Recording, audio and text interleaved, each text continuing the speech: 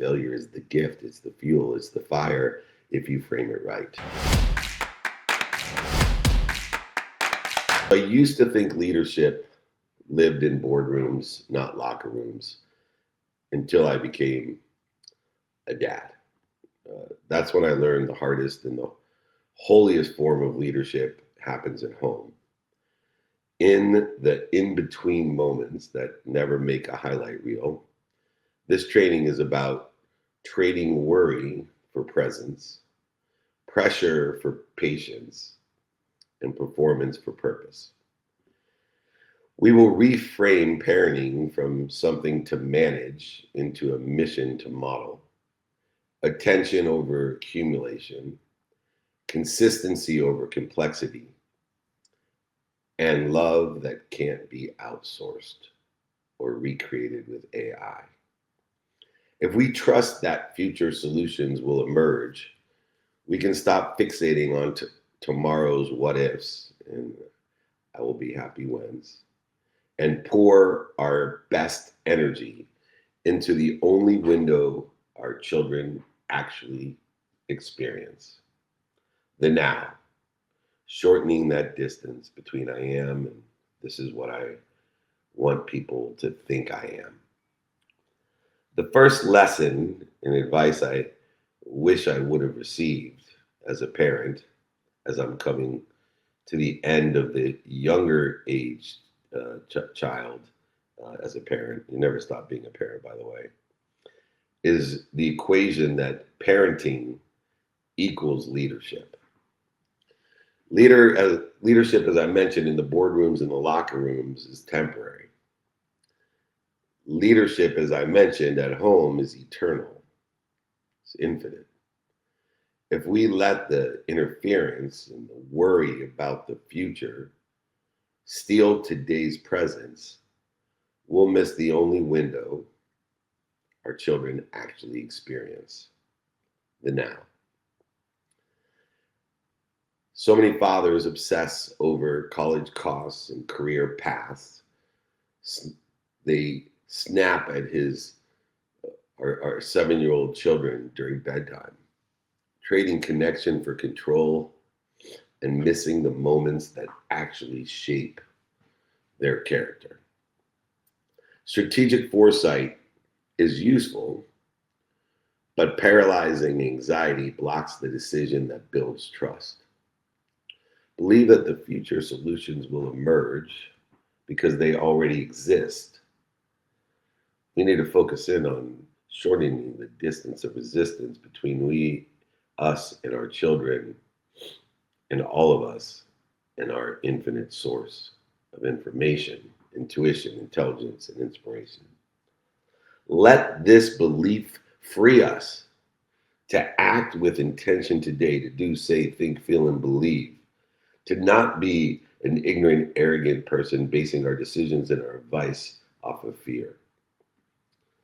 Continue to name fears that interfere and steal the present. Reframe them, execute intentionally on them, adjust what we do, say, think, feel, and believe, and create a device-free connection block with all of our children every night. Make sure we capture the memories, but live them first. Make sure we capture our memories, but we must live them first. Capturing them is not living them. Living them is I am. Capturing them is this is what I want people to think I am. Another piece of advice. Presence beats presence. Kids remember our attention, not our purchases. Quality time compounds like interest. The rule of 17 works far beyond our finance. A minimum amount of time every day, whether it's on the floor, will outperform a trunk full of toys every single time.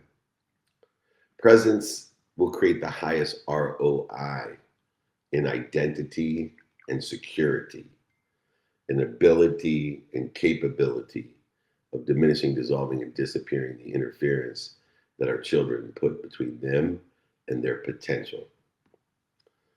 Put your phone, put their phone in another room.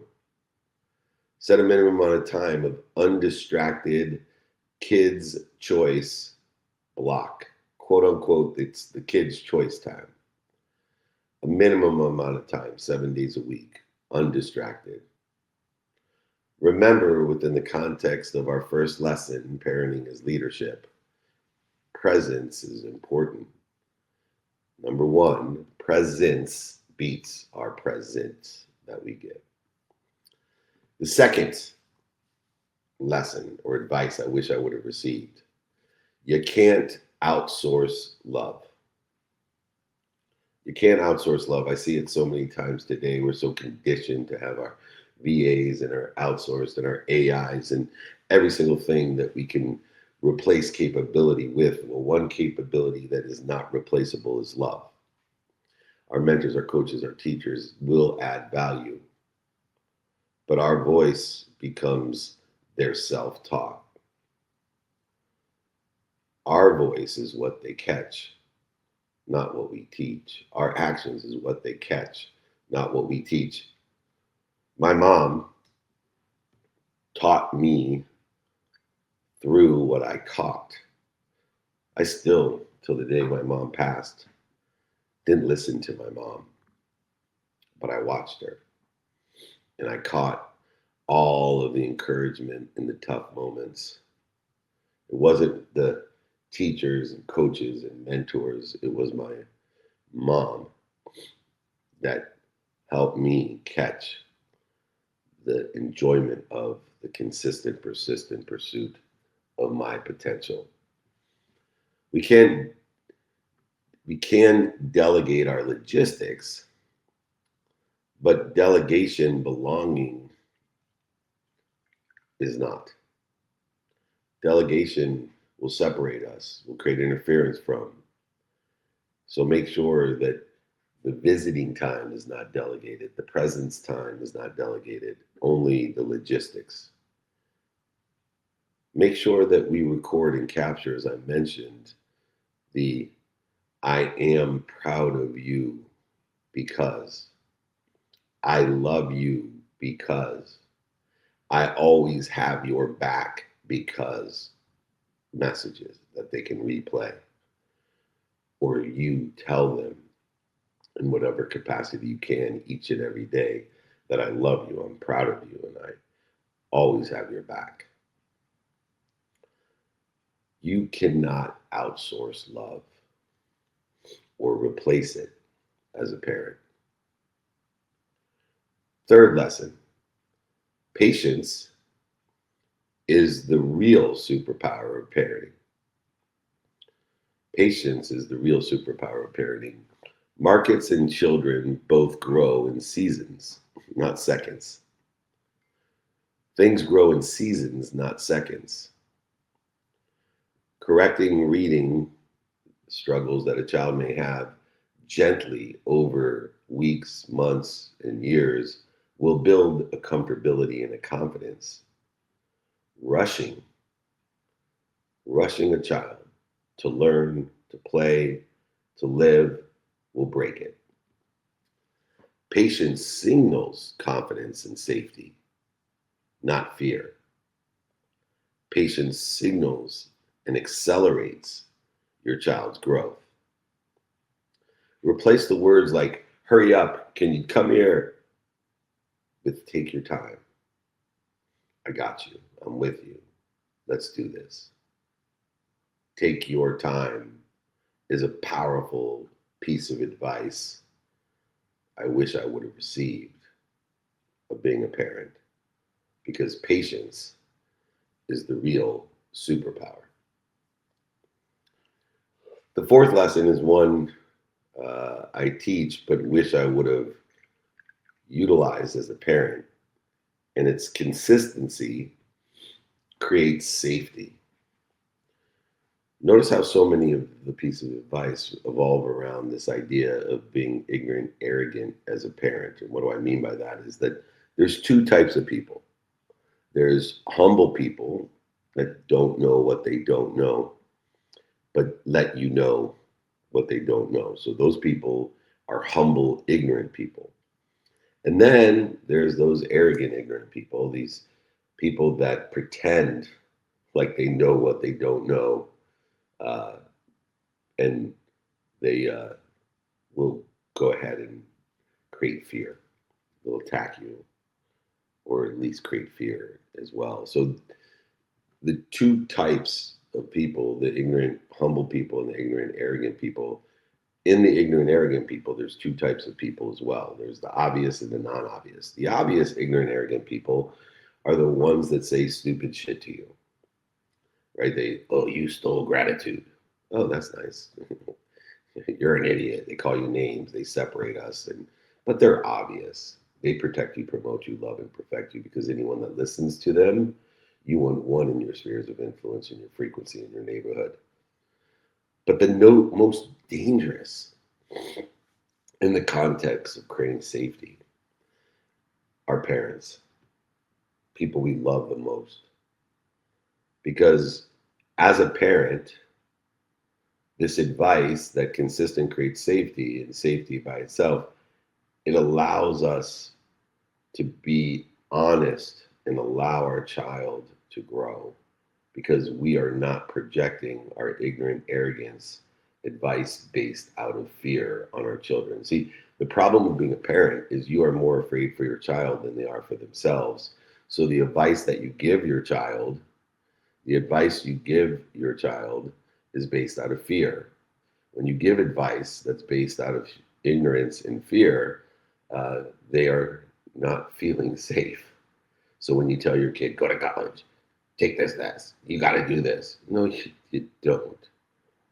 Our job is to ask questions and give suggestions, not give advice based off of we are afraid something bad's going to, don't start that business, you're going to lose all your money, something bad. Our job is to ask, what is your timing and risk tolerance? How can I be of service or value to help you? Have you thought about this? Have you read this book? Have you talked to this person? These are the things that we're supposed to do to create safety, not to cause fear. Consistency will create safety. Being a consistent parent every day by paying attention to your child and giving them intention by doing, saying, thinking, feeling, and believing in a trajectory, a divine direction of where you think they want to be. Predictable boundaries will reduce anxiety and drama. The same bedtime, the unwinding routine yields smoother mornings, as you know, is a big part of my life. Making sleep my number one non-negotiables, as well as my child's. Being the same parent on Monday morning as you are on Sunday night. Be that ignorant, humble parent.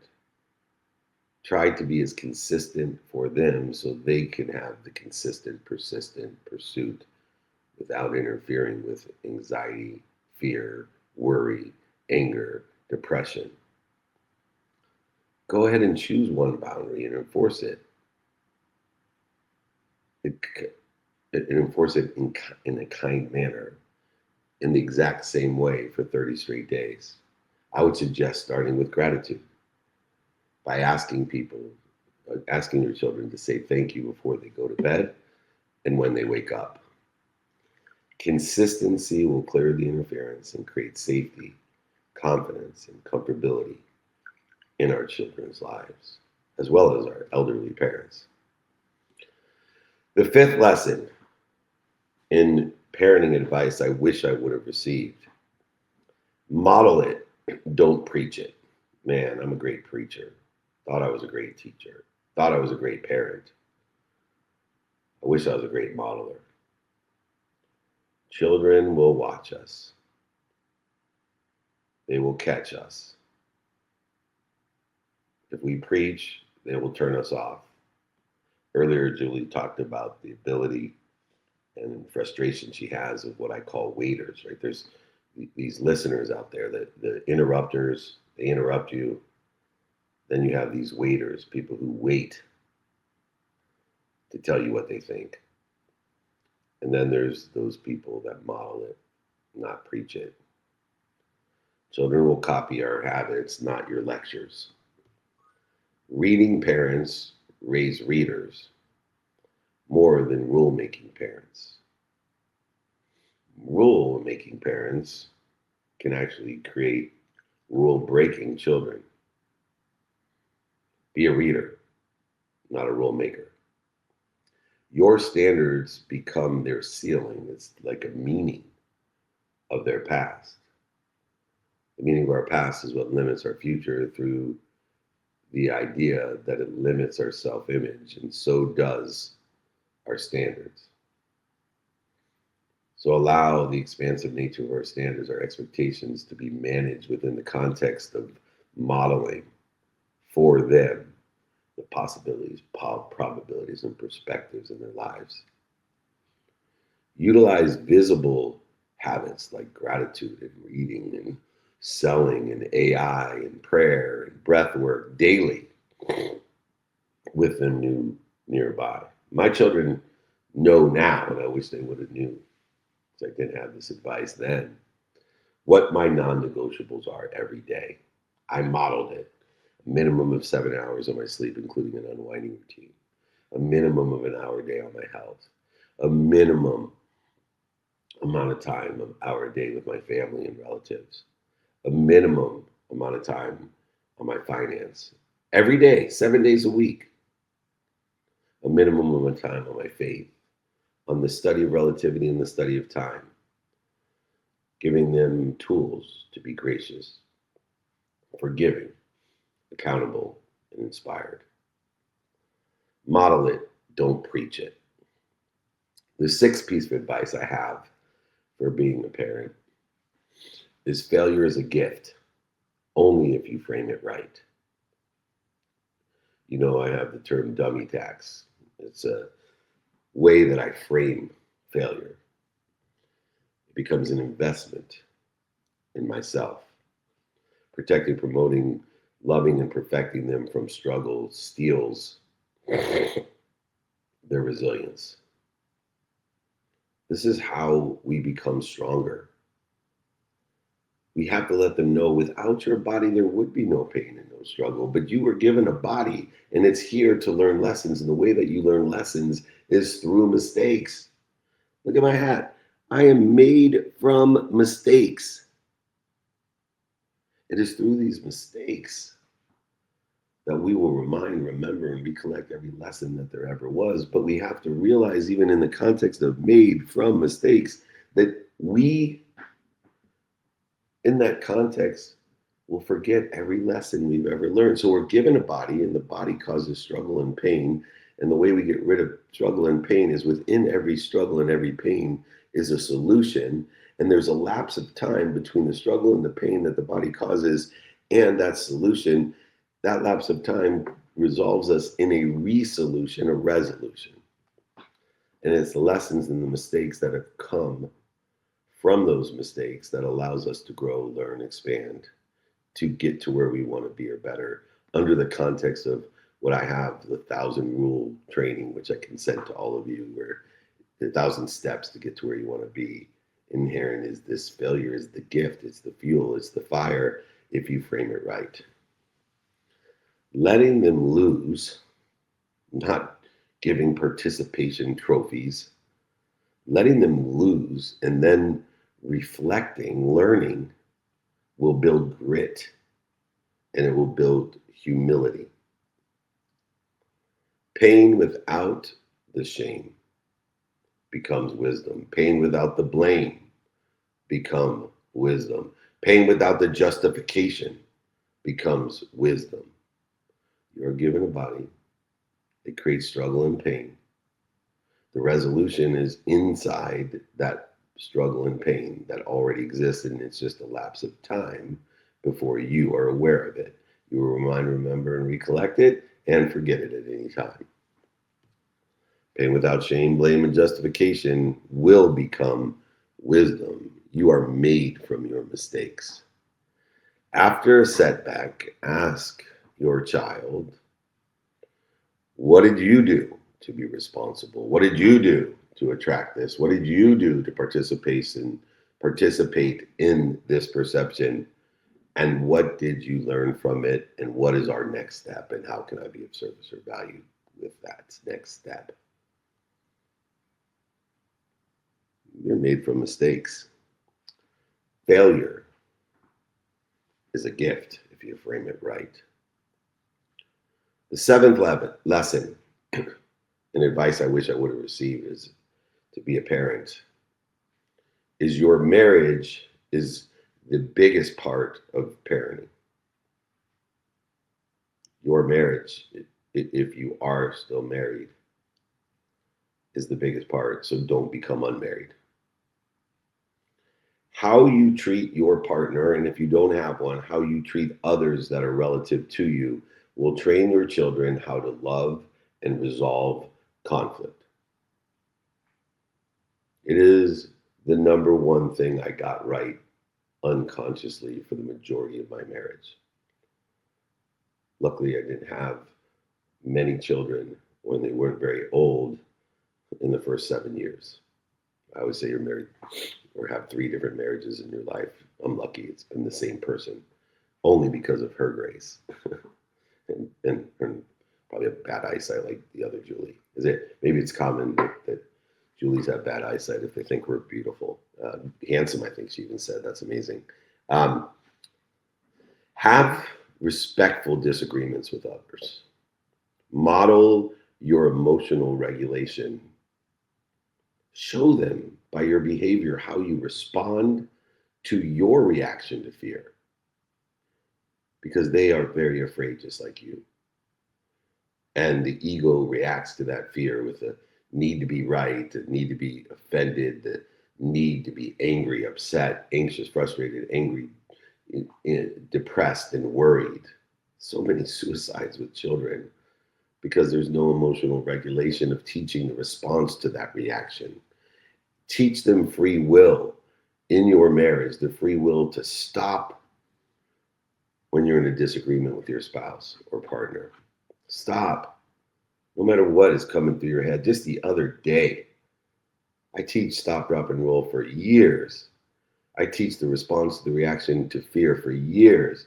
And just the other day, I got into an argument with my wife of 28 years. I've been married longer than I've been doing the Free Friday trainings. And I said one thing, reacting to my fear. My fear of separation, because I was leaving for a week. I said one thing from the reaction, utilizing the normal response of going over my fear, under my fear, resisting my fear, trying to lie to it, cheat it, manipulate it, and deny my fear. And while I was projecting that insecurity, my separation anxiety of leaving my love of my life for a week because I had such a great vacation with her, and I responded with an attack. And as I was responding, I told myself, stop. And then I thought of another attack because my attack, my force, created the counter force equal to or greater than the force that I created. And as I elevated my anxiety because of her response, I said a second dumbass thing. A new counterforce to her counterforce that created even more negative interference and force, accelerating me in the wrong direction, not the divine one in which I had planned during the day with my what, the who, the how, the now, and applying my why. Which then created that counterforce, even a greater counterforce. And while in my head listening to her, all I was saying now was stop, stop, stop, stop, stop. Oh, don't say that, don't say that. Please don't respond. Please do not respond to that reaction to fear, please. And I did. I stopped. I breathed, and she continued to counterforce me, triggering me. You know, one thing about spouses you'll know is they know how to press your buttons. You know why? Because they installed them. You have done the same to your children. Make sure you know your children watch you. They don't listen to you. Especially how you interact with the people you love the most. give them a great example how to mimic that. Because your marriage, your relationship with your significant relatives, I promise you, will model the emotional regulation of the response to the reaction to fear. If you can stop, drop, and roll, they will as well. Unity at the top stabilizes everything above. Don't we see that today in our society? Unity at the top stabilizes everything below. Remind, remember, and recollect that with your source who is above us all. Do check-ins and appreciation and issues and plan, but in your marriage, never in front of your children. The eighth piece of advice I wish I would have gotten on parenting is every child is different. I believe every person is different, so it's obvious that every child is different. I believe that this is the solution here in the United, I'll repeat, United States of America. So many people think their children are equal. They think that we are equal. I believe in equal opportunity. I don't believe anybody's equal to me or anybody else. I don't think we're the same. I definitely don't think that any of my children are the same. They got different fingerprints at the very least. What if we could teach people to appreciate our differences, and no better thing to do than appreciate your children's differences? My children are so different, sometimes I think my wife cheated on me. I swear to God. Well, they're so good looking, I often think so too. It's one of the insecurities that I have to stop, drop, and roll because they're so beautiful. They're so different. I'll give you an example. My oldest child, who I could have 40 of, she's amazing, and I'm blessed that she works with me. She's probably on this training early in the morning. At 26 years old, she's kind of like Nick. I was going to Puerto Rico to speak, and I invited my family to come with me. And my oldest, who works with me and was going to help me with the activity I get paid for while I'm in Puerto Rico on this beautiful vacation with my family, she calls me and says, "Hey, Dad, it's $150 extra to fly direct from New York to Puerto Rico. Is that okay?" And I laughed. I'm like, "Why are you even calling me? You're just such a kind, generous, conscientious person. You're amazing inside and out. And oh my gosh, whoever marries you will be so lucky."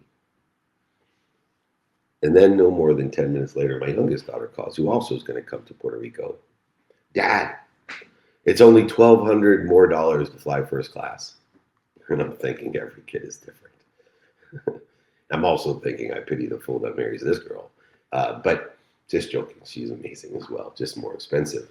The motivator for a spirited child might overwhelm a sensitive one. Sibling rivalries and the differences that exist. And if we're not teaching our children to appreciate the differences of them and their siblings and others, they will not appreciate the differences when they get out into the workforce, into the political force, into the religious force, into the collective neighborhoods and frequencies of people. Lesson 8 will save our country, the United States of America. Teach our children to appreciate the differences between them and their siblings and others. Tailor leadership at home like strategy in business. Make sure that we know the skills and the knowledge of each and every subject, topic, or expertise that there is, and know that the skills and knowledge that they have are just a basement according and aligned with those skills and knowledge and what's doing well, what's stable, and we think is doing well. But it is the delta that I'm concerned about, the desire that will create that delta. Children love encouragement. Use it. Also be honest and annoying and repetitive to make sure they know that although you may love playing basketball, and there is always a chance you could play in the NBA, you're 5'4", and you're not as strong, as fast, and as coordinated as an NBA player, you can pursue your love of it and create a huge delta, even a greater delta than some of the NBA stars whose skills and knowledge basements are so high that in between your basement and Delta, you can't even reach their basement. But if you realistically want to pursue that, it's beautiful. But everybody's different. Everybody's basements are different, according to the subject matter, topic, and expertise. If I was as good at basketball as I am at sales, I would be LeBron James. And I'm saying that through humility because I was born, excuse me, with a higher basement. Every kid is different. Teach them to appreciate those differences. A valuable piece of advice. Number 9, one of my favorite lessons of being a parent. The days are long, the years are short. Several of my executives that have been with me for over a decade have had children, and it's so much fun for me to see because my children were young when I met them. And I used to tell them the days are long and the years are short. Someday is a thief. Childhood is like a banana. Childhood is perishable. Does not last long. It amazes me when I go on a trip and a few days later I come back and the bananas are gone or brown. Remember that someday is a thief, that postponing the picnic becomes never. Procrastination needs prioritization as an antidote. Presence will ease regret later. Make sure you have a non-negotiable amount of time to change the time when the days are long. Because the year is short, I spend a minimum amount of time with my children 7 days a week. I remind, remember, and recollect them to know that I love them, I'm proud of them, and I always have their back. I'm engaged in presence to ask them, did they do their best? Did they learn lessons and have fun with whatever it is that they want to do? Because I don't care. Because I have responded to the reaction of the fear that they're going to get hurt because they aren't going to go to college or aren't going to start a business or aren't going to buy the car that I wanted to buy or whatever it may be. I appreciate it. I let them know, look, that here's my questions I have, here's the suggestions I have, but most importantly, did you do your best? Did you learn lessons? What did you learn? And did you have fun?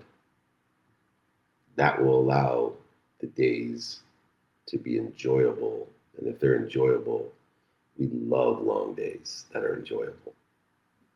Even if we know we can't stop the years from the perception of feeling like they're short. The last piece of advice I wish I would have received. Your legacy is their launch pad. Your legacy is your children's launch pad. Parenting is about release, not control. Release them to create their own values. Release them to create their own faith. Release them to love. And allow and release that love to outlast your rules, your advice. Equip, don't script. Empower your children to empower others, to empower others. Empower them with values like gratitude, empathy, accountability, and effective communication. Empower them with daily practices like knowing their what, their who they could help and who could help them, their how, their now by prioritizing and being present and applying their why by stopping, dropping, and rolling, stopping the interference between them and where they want to be or better, shortening the distance of resistance with this wisdom and faith. Aim them higher than you. You're not in a competition with your children. It is a thief of joy. Do not put them in competition with anyone but themselves, but aim them higher. Put their divine direction higher than you. Create those values, daily practices, and execution model. Share stories that shape each and every value, practice, and execution. Remind, remember, and recollect them. Be annoying. Be consistent and honest. That's annoying. Great parents are annoying. And I promise you that perfection was never the assignment. Presence is your assignment. The 10 lessons, which I will happily send to everyone, david@dmeltzer.com, along with the values and practices and execution model as well, or any book, just go ahead and email me, david@dmeltzer.com. But these 10 lessons that presence beat presence, that you can't outsource love, that patience is the real superpower, that consistency creates safety, model it, don't preach it. Failure is a gift if you frame it right. Your marriage or your relationships that are most relative to you are part of your parenting. Every child is different. Appreciate those differences. The days are long and the years are short, but finally, that your legacy is their launch pad. It is progress, not perfection, because perfection was never the assignment. Presence is. These 10 lessons and simple family cadence you've just learned aren't about controlling the outcome or your children. They're about creating the conditions where character, confidence, and connection can grow. Measure success by the moments you model. Patience when it's least convenient, consistency when life gets loud, and love when nobody's keeping score. Believe that the future will meet you with the answers. Let that belief free you to act with intention today, to do, say, think, feel, and believe, align with where you want to be. Business come, businesses go. Titles change, but the way you show up as a mom or a dad becomes your children's launch pad. Start small, stay consistent, and lead at home the way you want them to lead the world. This is the advice I wish I would have received to be a better parent. God bless all of you. Remember, everybody, be more interested than interesting. Be kind to your future self and do good deeds.